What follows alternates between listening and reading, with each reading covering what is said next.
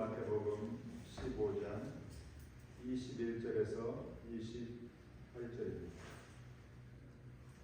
함께 공독할까요? 마태복음 15장 21절입니다. 시작. 예수께서 거기서 나가사 도로와 시돈 지방으로 들어가시니 가나안 여자 하나가 그 지경에서 나와서 소리질러 이르되 주 다윗의 자손이여 나를 불쌍히 여기소서. 내 딸이 흉악하게 귀신 들려하리이다. 예수는 한 말씀도 대답하지 아니하시니 제자들이 와서 청하여 말하되 그 여자가 우리 위해서 소리를 지르오니 그를 보내소서. 예수께서 대답하여 이르시되 나는 이스라엘 집에 잃어버린 양 외에는 다른 데로 보내심을 받지 아니하였노라 하시니 여자가 와서 예수께 절하며 이르되 주여 저를 도우소서. 대답하여 이르시되 자기의 떡을 취하여 배들에게 던짐이 마땅하지 아니하니라. 여자가 이르되 주여 올소이다마는 개들도 제 주인의 상에서 떨어지는 부스러기를 먹나이다 하니 이에 예수께서 대답하여 이르시되 여자여 내 믿음이 크도다.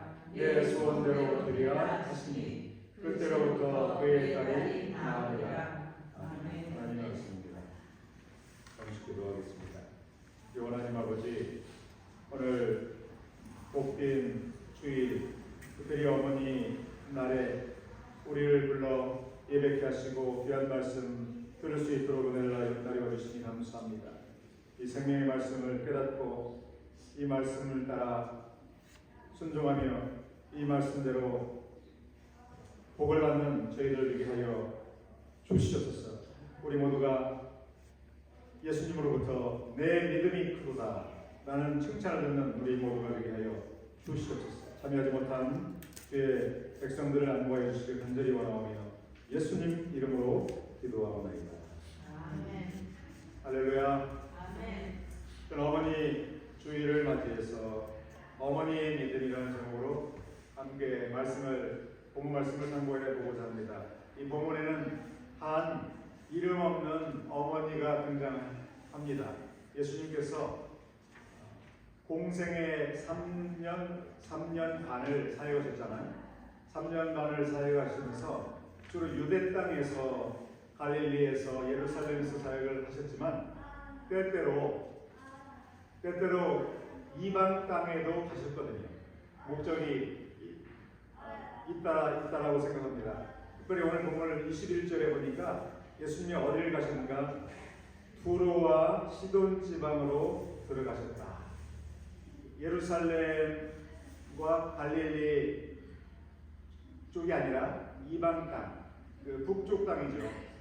그래서 거기서 이게 사역을 하시기 위하여 가셨는데 주로 예수님께서 사역하셨던 것은 하나님 나라를 증거하는 일이었잖아요.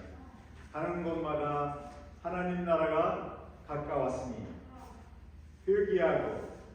회개하고 주 예수를 믿으라.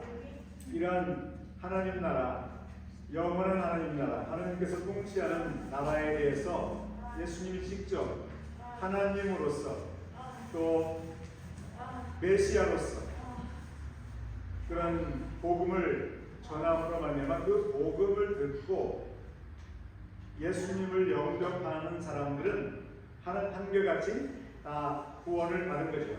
그리고 때때로 질병에 걸린 사람들도 예수님께서 손을 대셔서 치료하시고 또 그 질병을 일으킨 그 악한 영에게 명령함으로 말미암아 그들을 고치시고 귀신들을 쫓아내시고 이런 사역들을 하셨습니다.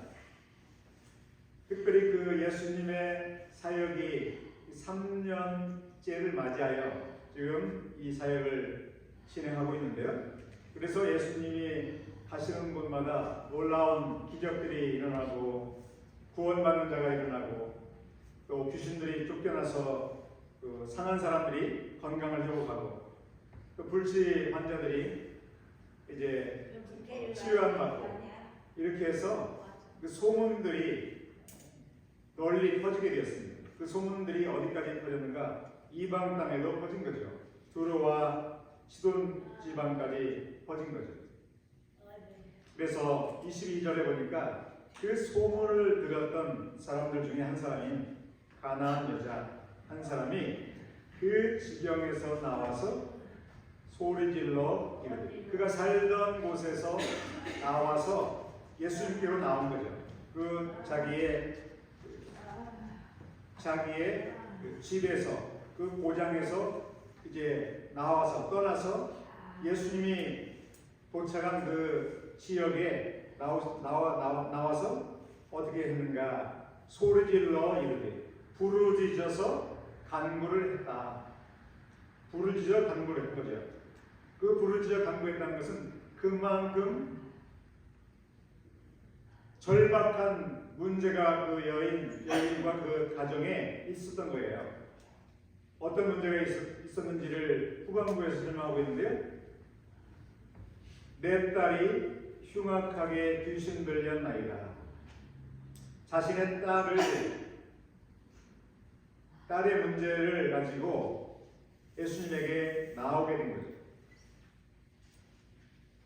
주여, 다윗의 자손 주님, 다윗의 자손이신 주님이여, 나를 불쌍히 여겨주십시오. 내 딸이 흉악하게 귀신 들렸습니다. 내 딸에게 귀신 들린 그 귀신을 물리쳐 주십시오. 우리가 흉악하게 귀신 들린 거에 대해서는 정확하게 어떤 현상인지를 우리는 잘 알 수 없습니다. 이 본문 내용만으로는 잘 알 수 없어요. 귀신 들린 사람 어떤 모습들을 가지고 있는가? 불 속에도 들어가고 물 속에도 들어가고 자신의 몸을 상하게도 하고. 그런데 이 본문에서는 그 내용, 상세한 내용이 기록되어 있지 않아서 그 상태가 어떤 상태인지 잘 몰라요. 그러나 귀신 들렸다 이 말 앞에 흉악하게 귀신 들렸다. 귀신 들리긴 들렸는데 그 정도가 너무너무 악하다는 말이죠. 그런데 꼭 이 딸에게만 귀신이 들렸겠는가? 정도의 차이가 있는 거죠. 정도의 차이. 모든 구원받지 않은 사람, 거듭나지 않은 사람들에게는 무엇이 있습니까? 이블 스피릿이 있어요. 여기서 귀신을 다른 말로 하면 악한 영을 악한 영이 들렸는데 마가복음에 보게 되면 마가복음 7장 25절에 보게 되면 어떻게 표현하고 있는지 보면요. 25절에 보면 더러운 귀신 들린 어린 딸 이렇게 번역을 했지만 실제적으로는 귀신을 악한 영을 갖고 있는 딸 이거예요. 악한 영을 소유하고 있는, 그러니까 능동태로 원문에는 돼 있어요. 그리고 오늘 함께 읽은 22절에 보게 되면 수동형이에요. 귀신이 들어와서 악한 귀신이 들어와서 흉악한 지금 일을 하고 있는 거예요. 흉악한 짓을 하고 있는데 수동형이에요. 그런데 마가복음 7장 25절에는 원문에 보게 되면 또 영어로 보게 되면 귀신을 소유하고 있는, 뭔가를 가지고 있는데 악한 것을 갖고 있는데 악한 영을 갖고 있는데 능동형이에요. 그렇게 본다면은 모든 사람은 태어나면서부터 성령을 소유하는 것이 아니라 악한 영을 소유하고 있는 거죠. 그 악한 영을 소유하고 있는데 어떤 사람은 그 악한 영이 그 안에서 그 사람의 그 상태를 악화시키고 사람이 부작용을 벌이게 하고 간질을 하게 하고 자신의 몸을 상하기도 하고 상태에 따라 다르지 거듭나지 않고 성령을 소유하고 있지 않는 사람은 다 악한 영이 들려있다. 꼭 이 사람에 대해서, 이 딸에 대해서만 우리가 문제시를 하면 안 된다는 거죠. 아멘. 어머니가 이 딸을 데리고 왔는지 데려오지 않았는지 몰라도 데려온 것 같아요.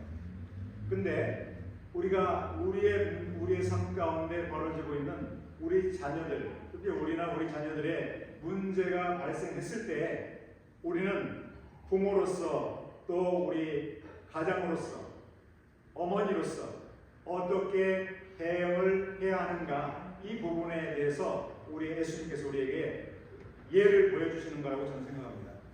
어머니 날에 어머니로서 아버지로서 자녀들을 위해서 그 자녀들의 문제를 위해서 우리가 경험하는 문제들을 가지고 있을 때 그 문제들을 어떻게 해결해야 하는가, 어떻게 해결할 때 문제를 해결받을 수 있는가, 이런 측면에서 저는 말씀을 함께 풀어보기를 원합니다.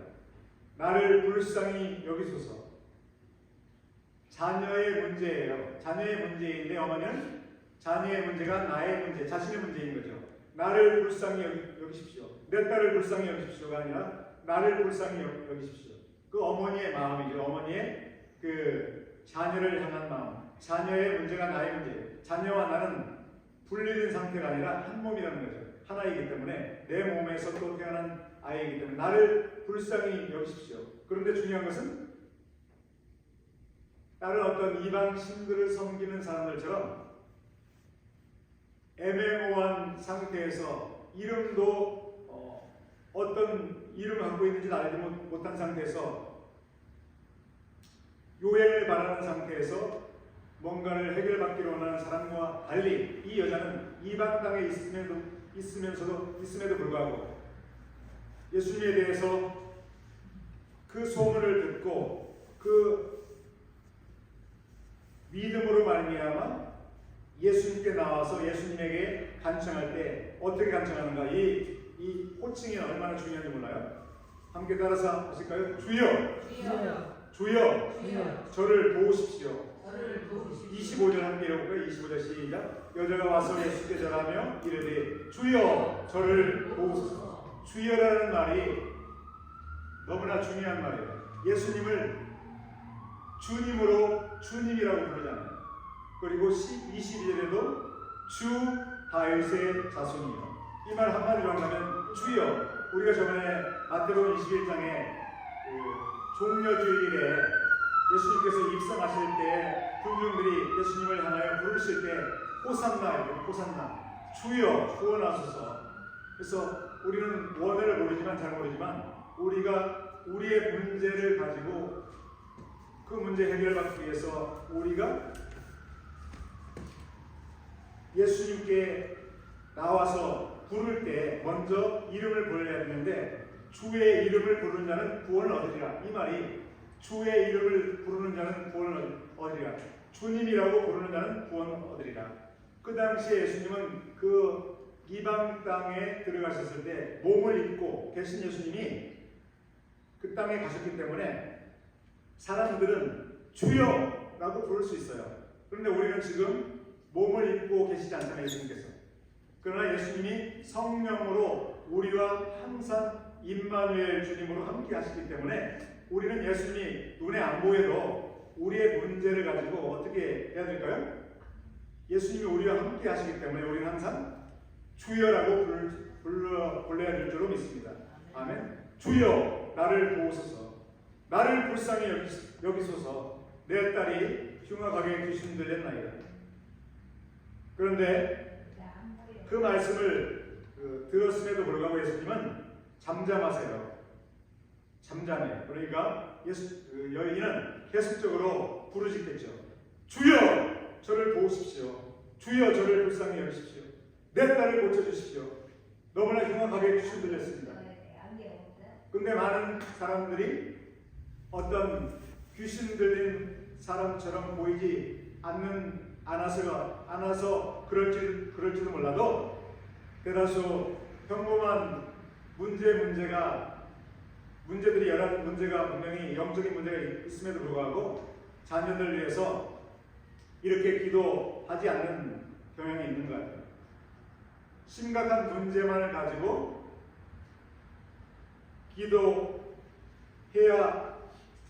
기도하는 것은 그 문제의 정도에 따라서 기도를 하겠지만 문제시 하지 않고 문제가 심각함에도 불구하고 문제시하지 않고 기도하지 않는 경우가 있다면 얼마나 문제가 되겠는가.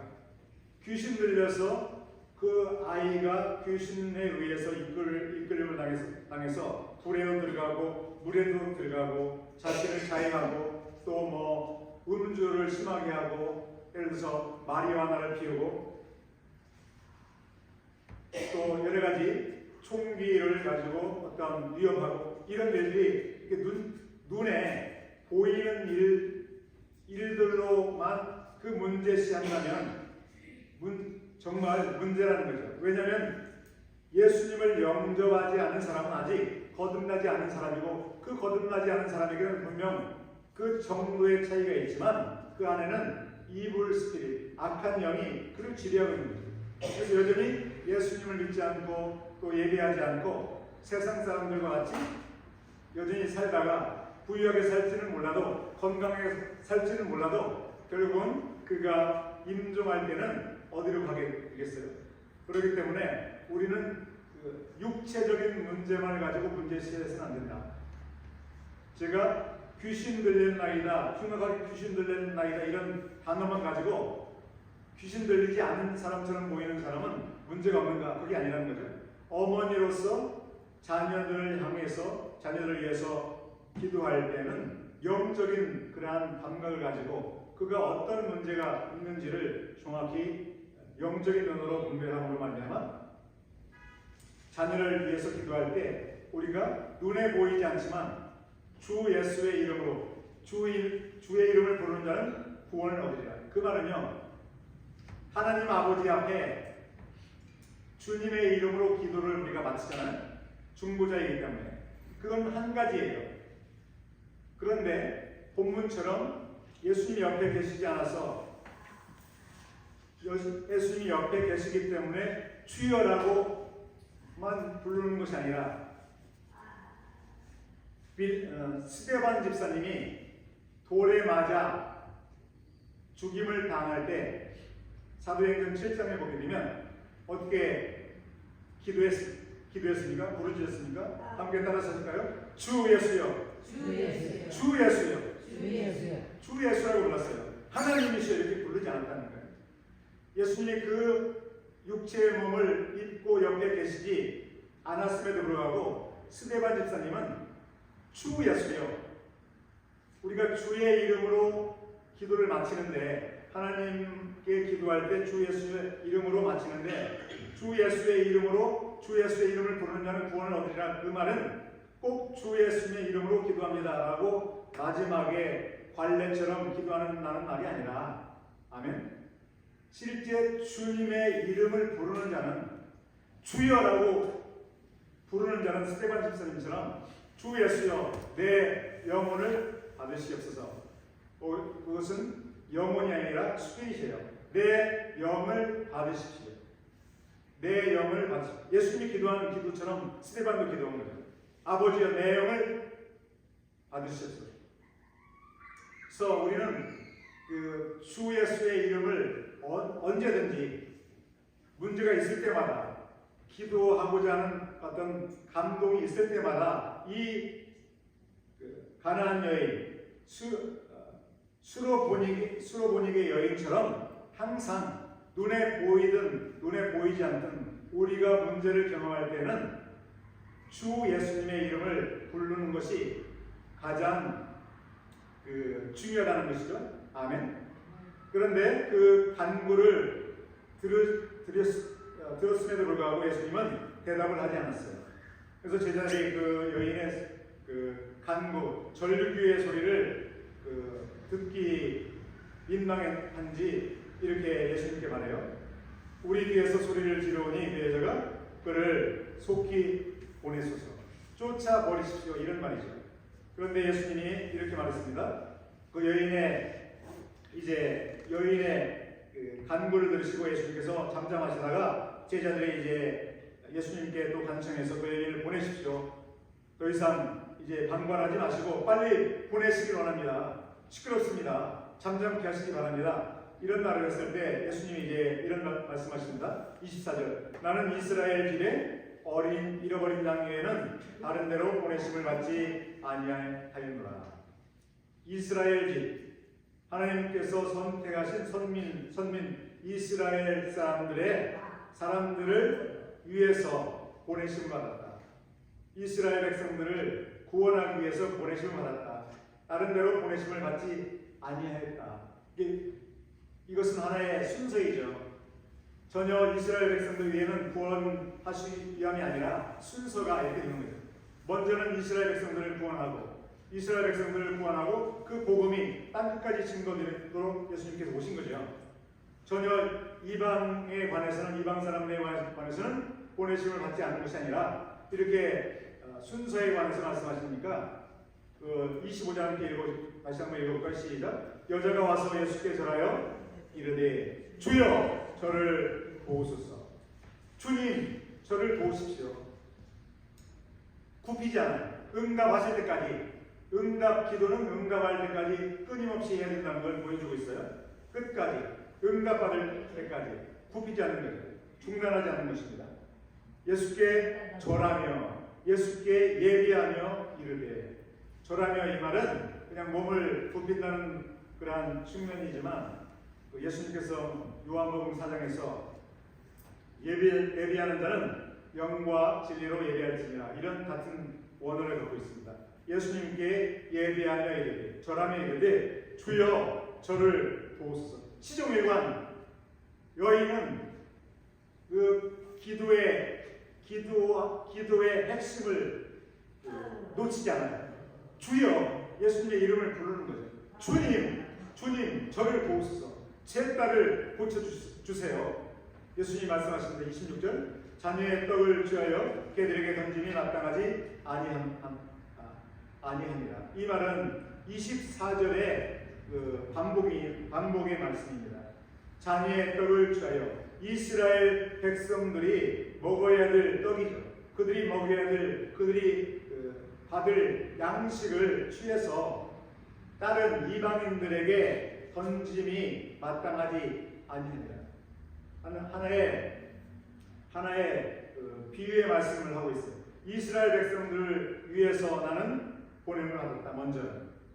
그리고 다른 데로 보내심을 받지 않았다. 이방 땅에 보내심을 받지 않았다. 이방인들을 개라고 지금 표현하고 있죠. 개들에게 던짐이 마땅하지 아니하니라. 상당히 여자의 입장에서는 모욕이 되는 말씀인데, 그럼에도 불구하고 27절 읽어볼까요? 시작. 여자가 이르되 주여 올소이다마는 개들도 제 주인의 상에서 떨어지는 부스러기를 먹나이다. 아멘. 여자의 말의 핵심은 무엇입니까? 여전히 예수님을 누구로 여기는 것이죠? 누구로 여깁니까? 주님으로 여기죠. 주여. 이 본문에서 가장 키워드는 주님이에요. 주님. 예수님을 누구로 여기는가? 예수님은 다윗의 자손, 메시아로 오신 분, 다윗의 자손, 하나님의 아들, 다윗의 자손, 메시아, 주님, 같은 말입니다. 용어만 달랐지 핵심은 구원의 주님이십니다. 여자가 이제 주여, 예수님의 말씀이 맞습니다. 그러나 개들도 제 주인의 상에서 떨어지는 부스러기를 먹습니다. 예수님이 주님이라는 거예요. 마치 비유로 이제 화답을 하는데, 개들도 주님의 상에서 먹지 않습니까? 떨어지는 것들을. 그래서 예수님이 누구인가, 예수님이 어떤 분인가에 관한 것을 모욕적인 말을 들었음에도 불구하고 예수님이 어떤 분인가, 예수님은 자신을 모욕하는 분으로 여기지 않는 거죠. 예수님의 어떤 그 여인을 향한 그러한 시험인데, 그럼에도 불구하고 여인은 예수님이 어떤 분인가, 예수님이 설령 이런 시험의 말을, 모욕적인 말씀을 하셨더라도 그게 본심이 아니라는 것을 여인은 알았지 않겠어요? 끝까지 예수님은 구원의 주님, 은혜를 베푸시는 주님, 악한 마귀 정도는 그냥 한 손가락으로 그냥 해결하시는 그런 분인 것을 이미 여인은 알았던 거죠. 들음으로 말미암고, 믿음은 들음으로 말미암고, 또 들음은 그리스도의 말씀으로 말미암느니라. 로마서 10장 17절의 말씀처럼 여인이 누군가로 말미암아 이 예수님이 오신다는 소식을 들었죠. 예수님이 어떤 분이라는 걸 들었겠죠. 그 들음으로 말미암아 믿음이 생겼고, 믿음으로 말미암아 여인이 예수님께 나와서 예수님을 향하여 뭐라고 부르짖었습니까? 주여! 함께 따라서 주여! 주여! 이 주님이라는 말을 우리가 항상 기억하고, 주님이 눈에 보이지 않아도 마치 가나안 여인 수로보니게 여인이 그리한 것처럼 우리가 눈에 안 보이는 예수님, 그러나 예수님은 임재하시는 거죠. 임재, 성령 강림절은 그 성령을 제자들에게 보내주셔서 성령이 이제 항상 내주하시면서 제자들과 동행하시면서 성령께서 능력을 부어주셔서 성령으로 말미암아 모든 능력으로 전도 사역을 감당하도록 하신 날이 그 성령 강림제잖아요. 성령 강림은 우리가 예수님의 임재를 의식하도록 하는 그런 기능이 있죠. 그래서 우리가 눈에 보이지 않아도 예수님은 항상 우리와 성령으로 말미암아 함께 하시기 때문에 우리가 항상 중요한 것은 임재하는, 눈으로 안 보이기 때문에 우리가 예수님이 우리와 함께 하시지 않는다는 그런 계신다는 것은 우리가 소리예요. 저도 마찬가지입니다. 그러나 항상 마음이 심란하거나 기도할 제목이 있거나 또 여러 가지 중보할 일이 있을 때는 항상 주님이라는 이름을 가나안 여인처럼 부르고, 또 우리가 주님의 이름을 부를 때 우리의 마음에 평강이 임하고 또 위로가 임하고 우리가 확신이 임할 때까지 계속 끊임없이 부르시죠. 마귀는 우리가 기도할 때 의심을 갖게 하고 또 여러 가지 우리 기도를 방해하고 또 기도를 중단하게 하는 그러한 일을 하죠. 영적인 악한 자이기 때문에 우리를 공격하기 때문에. 그러나 예수님의 이름으로 우리가 마귀를 물리치고 끝까지 우리가 우리에게 필요한 것을 위해서, 하나님의 뜻을 이루기 위해서, 정말 자녀가 아직도 믿고 있지 않다면 자녀를 위해서 끝없이 기도해야 돼요. 과거에 제가 한번 사례를 나누었는데요. 자기의 가족을 위해서, 형제를 위해서 계속 오랫동안 기도해도 기도의 응답을 받지 못하고 또 계속 믿지 않고 있는 사람을 위해서 기도할 때 기도의 어떤 지혜가 필요할 줄을 믿습니다. 요령이 필요할 줄을 믿습니다. 그가 믿지 않는 것은 마귀의 괴계로 말미암아 그가 믿지 않도록 방해하는 영적인 세력이기 때문에 영적인 세력을 쫓아내지 않으면 절대 믿지 않게 되는 거죠.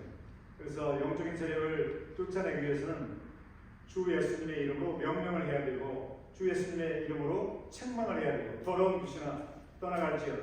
내 형제에게서 내 자녀에게서 떠나갈지어다. 그가 아직도 믿지 않고 있는 것은 그가 붙들려 있기 때문이죠.